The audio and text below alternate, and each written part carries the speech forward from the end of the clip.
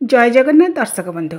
स्वागतिका पाणी official YouTube channel को आपण मानक स्वागत। आपण माने सदासर्वदा आपणकर श्रद्धा सम्मान भल पाइबा मते देई आसी मोर समस्त आध्यात्मिक भिडियो गुडी को देई आसी। तेबे आज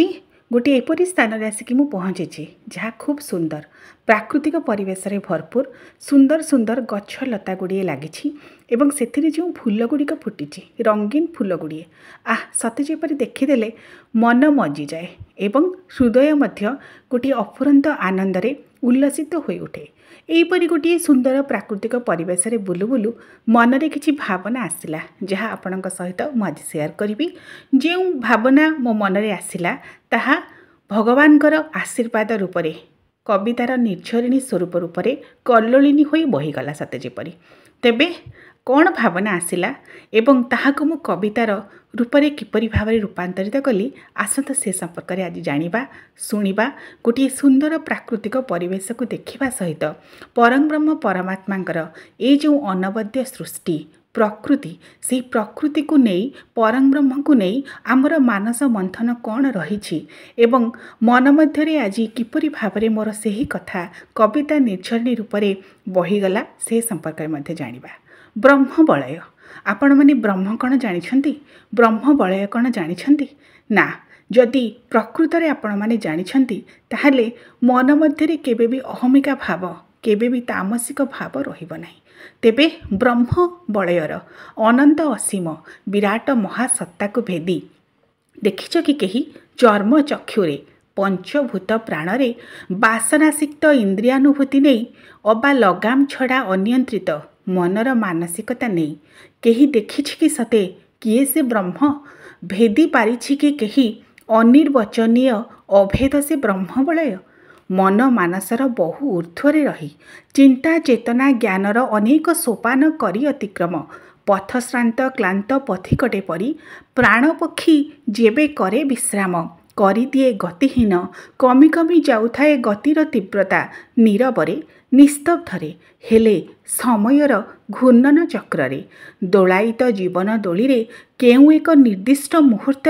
दिव्यतार कामनारे ब्रह्ममय चेतनारे विभोर चर्मचक्षु खोजी बसे व्याकुलित भावनारे हृदयर परम ईश्वर जीवात्मार अधीश्वर सते धरा देबे एई मुखरित हृदय कल्लोलर चौहदी डेई समर्पी देउथिबा किछि किछि पुंजीभूत भाव महाभावर निबिड़ बंधन रे बांधी हो जाए जीवात्मा की चाहे सते अप्रमित हृदय रे भेद करने से अभेद अबोधगम्य ब्रह्म बलय प्रज्वलित करी चौपाश दुर्भेद्य दिव्य चेतनार बंधनी रे महा ईश्वरीय ब्रह्म भाव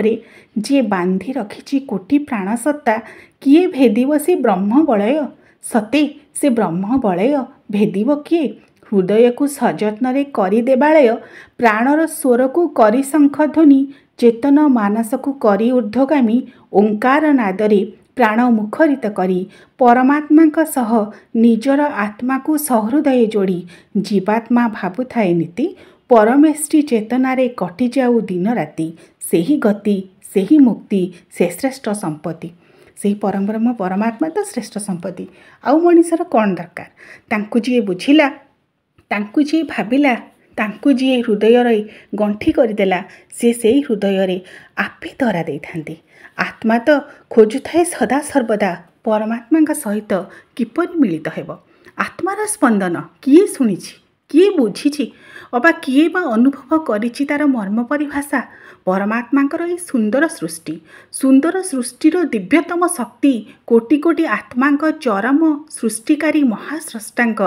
प्रदत्त दुर्लभ कण एही आत्मा सतरे शक्ति पिंडुलाटीए आलोक वर्तिकाटीए ना खाली पवन निश्वास अबा प्रश्वास जे धरी रखिछि शरीर को रक्त मांस हाड़र पार्थिव पिंडुला को आत्मा कण स्पंदित हुए हाँ हुए सेबे जेबे आसी जाए आत्मज्ञान खोली जाए मिथ्या अहमिकार बेहरण ए सृष्टि रही स्रष्टांग ठारू श्रेष्ठ बोली निजको बोलाइबार मिथ्या कपट आचरण प्रवृत्ति हुलिसात हुए मनीषर प्रकृतिर एकमात्र इशारे छिन भिन हुए सबकिछि ईश्वर को बुझिबार प्रकृति को जानिबार असामर्थ्यतारे हताश जीवात्माटीए हुए जेबे प्रयासी कारण निज सामर्थ्य सबको गोटाई निए अभिलाषी आत्मज्ञानीटीए परी जेबे जाग्रत हुए आत्मज्ञान स्पंदित हुए आत्मार स्पंदन खोली देई जेते सबु जागतिक मिथ्या आवरण करिदेई स्वच्छ हृदय को सहृदय समर्पण भांगी देई मदमत्त हेबार अलिक टाणपण जेबे दिव्यतार प्रवाहित धारारे पूत प्लावित हुए मन प्राण सेबे सेबे हुए आत्मार स्पंदन विच्छुरित करी महाईश्वरीय धारा दिव्यतार आभारे हसाई मजाई रंगाई दिए कोटि विश्व जनजीवन नाची उठे मन करी मन हृद निज महाश्रेष्ठांक निकटे परिपूर्ण समर्पण तेबे हुए आत्मा परमात्मार मिलन मिलन मधुर मुखरित ध्वनि करी कराउथाए आत्मार स्पंदन। सतरे दर्शक बंधु ये गोटे प्राकृतिक परिवेश रे बुलु बुलु परम ब्रह्म परमात्मांकर अशेष कृपारु मन मध्य जो शब्द गुड़िक आसिला जो भावना गुड़िक आसिला जो चेतना गुड़िक आसिला ताकू बांधी रखी यही कविता दुईटी सृष्टि करदेली सेही समय मध्यरे एवं आपण मानक सहित ताहा शेयर कली। समस्त को अनेक अनेक शुभेच्छा एवं अभिनंदन।